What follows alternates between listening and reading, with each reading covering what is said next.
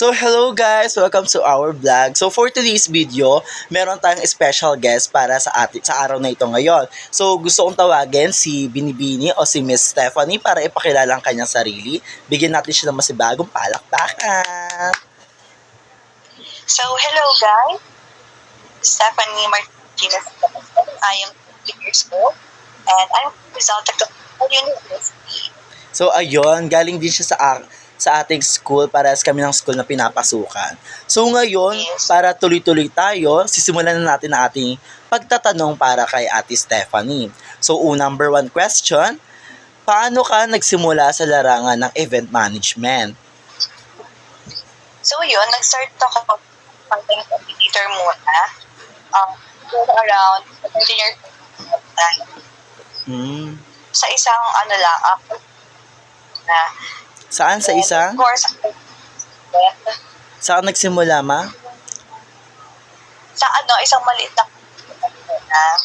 Okay. Tsaka, syempre nag-aral pa ako sa Russell, student pa tayo. And dahil doon, so, sabi ko na lang ng ibig sabihin, nasa ko na siya. Okay. So doon pala nag-start ang larangan mo sa event management. So tuloy-tuloy tayo, question number 2 tayo agad. Ano ang unang event na iyong hinawakan at ano yung mga natutunan mo dito? Siguro yung unang event na nakawak ko, Debut?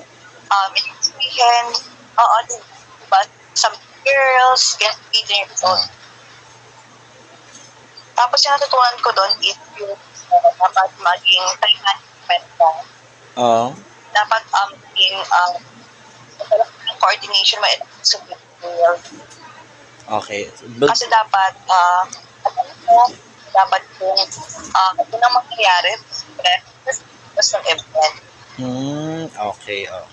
So gets tayo guys. So diretso tayo sa third question para mabilisan tayo.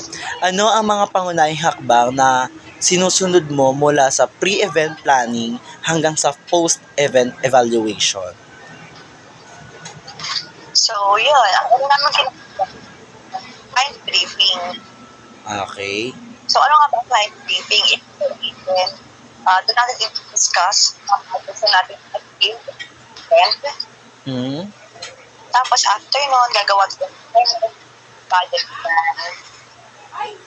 Okay. Timeline. Yung mga magaganap on the day. Yung oras yung mga shoot. Ganyan. So ayun. Tapos yung budget plan naman is kung magkano yung mga natin i-apply ng supplier natin. Okay. So Yun, after nun, is yung pag-book ng venue. Siyempre, practice. ang dami pa lang kailangan gawin, no? Before sa Oo, madami talaga. So ayun, sige, tuloy-tuloy na natin to guys. Para sa mga naboboard dyan, pwede kayong kumain muna ha. So fourth question na tayo. Paano mo pinipili ang mga suppliers, venue at iba pang partners para sa iyong event? Siguro, bilang isang naiintindihan ko is yung feedback. Feedback. Yung mga past experiences sa mga client nila. Siyempre, yun yung magiging pasilito para malaman kung maaasahan pa sila. Siyempre, kung yung track nila. Tama. Kasi halos lalo na ngayon, ganyan. Tama. Puro scam. Dapat maging mapanagayos ng mga partners natin sa event. Tama. Maging mapanuri talaga dapat. Kasi parang yun, marami talagang scammer, di ba? Kahit So ayun, diretso tayo. Next tayo. Gaano kahalaga ang pagkakaroon ng contingency plan at maaari mo bang ibahagi ang isang pagkakataon kung kailan mo ito nagamit? So yun, natin ang contingency plan. Yes. Bakit nga? Bakit sa traffic? Outdoor wedding siya. Like garden wedding. Garden wedding. Tapos, biglang umulan. Sad. Buti na lang may standard. Gano'n. At backdrop venue. So, ano siya, naging okay yung tugot. So, ano ibig sabihin, Miss Stephanie, yung contingency plan is para siyang plan B, kumbaga. Oo, plan talaga. Okay. Para in case na may problem sa first plan, meron kayong second option, gano'n. Oo, masosolusyonan siya. Okay. Gets naman ng mga watcher natin yan. So, next tayo. Ano ang mga hamon sa pakikipagtrabaho sa iba't ibang tao, gaya na lang ng clients, staff, saka stakeholders? Siguro for me, ang pinaka is yung makamit ka ng tao na hindi kumabay, baka gano'n. Oo. Makakakita kasi ng ibang personalities sa events. Kung sa bagay. Naka-experience ka na ng Yun, so, gano'n? Oo, naka-experience ako. Pero sungit talaga, ganyan. Sabi ni yung ganyan. Pero syempre, as a communicator, dapat alam mo paano ita. Yun, meron kang patient, communication skills mo, dapat professional. And syempre, flexible ka rin dapat. Tama. So, next na tayo guys para hindi kayo ma-bored. So, number 7 question tayo. So, paano mo hinahandle ang pressure at stress lalo na sa mga malalaking events? Siguro ang ginagawa namin head of time. Tapos dapat i-make sure na meron kang reliability. Ibig sabihin dapat magtiwala. Yan. Tiwala talaga ang kailangan. Oo, yun. Tapos binibigyan mo rin yung ibig sabihin dapat alam mo nakabit kahit isipos pa yan sa event. Okay, Ganon. gets. Tsaka dapat marunong kayong mag-take ng time. Kunyari, kayo, malalim lang, ganyan. Mag-refocus sa ganito ulit. So, ayun guys. Nagigets dyan ako paano mag-handle ha. So, next tayo. Paano mo sinisiguradong creative at unique ang bawat events na iyong ginagawa? Siguro ang ginagawa ko is nag-research ako. Research talaga. Oo. Tapos after mag-brainstorm sabihin ko, pwede sa clients. Kasi meron kasi tayong mga clients na mga communities, pamumukin mo. Oo. May mga client na... Parang gusto yung mga trends ngayon.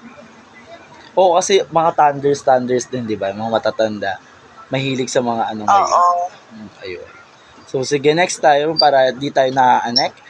Mayroon ka bang paboritong event, team, o concept na nais mong ulit-ulitin at bakit? Ang pinaka-love ko is yung Boho. Ano ulit, Ate Steph? Boho team. Boho team. Oo, ibig sabihin yung parang more bright flowers lang. Boho team, ganyan. So, kasi parang real yung pagiging LED. Okay, gets diba kasi walang part yung fresh flowers. Kasi nga, parang yung nag-iipot gano'n, di ba? Oo, tama. Saka sa panahon ngayon, mahirap kumuha ng mga freshly flower, di ba? Tag-ulan na. Oo. Mahal din. Aside from that. So, ayun. Sige, continue natin to mga flowers ko. Okay lang ba kayo dyan? So, ayan. Ito na, next, for the 10th question tayo. Gaano kahalaga ang feedback ng mga kliyente at mga dumalo para sa iyo? Sobrang mahalaga yung natin. Kasi doon naman na kung effective pa yung event. Oo, tama. Or ibig sabihin kung naging effective pa yung naging ganyan, from the start till sa end. Tama. Galing, Tapos syempre, merong positive negative na feedback. Pero syempre, someone dapat i-take mo yun as para mas So, iti-take mo yung negative feedback as motivation. Tama, di ba? Yes, oo. Mas improve mo pa yung sarili mo or sa next event, i-improve mo pa lalo. Oo, gano'n. Okay, sige. Next question na tayo. May pagkakataon bang naging hindi matagumpay ang isang event nyo o anong mga aral na nakuha mo dito? Kasi 'di ba, sa event hindi naman laging plakado or perfect 'yun. So ano yung natutunan mo sa event na nangyari, naranasan mo na hindi siya nagtagumpay? Siguro yung sa corporate event lang, Mm. ang nag-try namin dati, yung nag-take yung set up. Oh. Nagkaroon kasi na parang logistics, parang or kung ano pa mga. And yung natutunan ko that time, first time lahat ng set up, lahat ng Oh. lahat ng mga magiging style. Oh, ayun tama. Dapat Saka dapat prepared. meron kang power. Gets kaya pala. So ayun pala talaga ang pinaka main point that may ganong kang power. Next tayo. Ganun talaga. Oo. For second to the last na to ha, second to the last. Sa paglipas ng panahon, paano mo nakikita ang pagbabago ng industriya ng event management? Bago siya na sobra kasi dati, more on, kailangan talaga. Oo. Ngayon, mas rigid. Oo, tama. Kasi dati kailangan mo talagang pumunta, di ba? Pumunta face to face kayo mag-uusap. Ngayon pwede na Gmeet, di ba? Zoom. Oo, tama yan. Tapos naka-experience rin ako ng mga Plakado. parang kami sa event, gano'n. So, ang dami mo na parang experience sa event talaga. Oo, namin na iba-iba. Meron din sobrang dami talaga. So, ayun, dahil marami ka na experience for the last one, ano ang payong maibibigay mo sa mga nagnanais pumasok sa event management? Siguro 3 lang yung mga five. Okay, 3. Be organized, be patient, Be patient, be passionate. be passionate. Be organized kasi dapat alam nyo yung detail. Kahit sobrang liit na detail, dapat mapagtuon. Pansin talaga. Kahit sa Tapos, simple lang talaga, kailangan mapagpatunan ng pansin. Oo, ganun talaga. Tapos be patient kasi dito sabi ko, magkasalunga ka ng ibang personality ng tao. Tama. Dapat marunong kang, dapat yung respect at also work profession. Tama. And lastly, Tapos last one is yung be passionate. be passionate. Kasi dapat mahalin mo yung trabaho mo kasi pag hindi ka mag-perform maayos. So, ayun si. So, yan.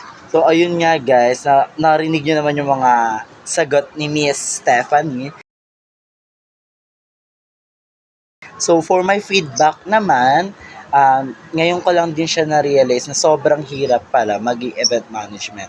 Kasi for me, yung unang tingin ko talaga is sobrang dali lang. Kaya nag-try din ako. Since hindi to total, kahit required to sa amin, gusto ko rin ma-experience.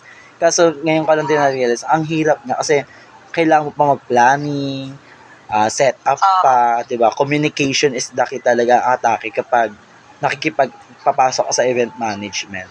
So ayun, kasi ngayon ko lang din nalaman na may mga ganun palang sistema sa field ng event management. Kasi akala ko pag event management, plakado na, walang mali-mali or walang aberya ba. Yung pala, may mga ganun pa rin palang eksena kapag nag-event management. So kaya kailangan mo pa talaga ng plan B. So ayun, ang galing. So, ayun guys, thank you for watching. Dito na nagtatapos ang aming simpleng kwentuhan at talakayan ni Ate Miss Stephanie para sa patungkol sa event management. So, may nais ka bang sabihin bago natin tapusin ang ating toka-toka, Ate Stephanie? Siguro, i-pursue niyo yung management kasi sobrang lawak ng event industry. Sobra. Malay mo, isa ka na dun sa tao at bilang sa isang. So, ayun, tama. Tsaka mas lias talaga. So, ayun. Thank you, super thank you, Ate Stephanie, sa pagbabahagi ng inyong kaalaman sa amin. Have a nice day. And guys, thank you for watching. Please subscribe our channel for more updates and bye-bye!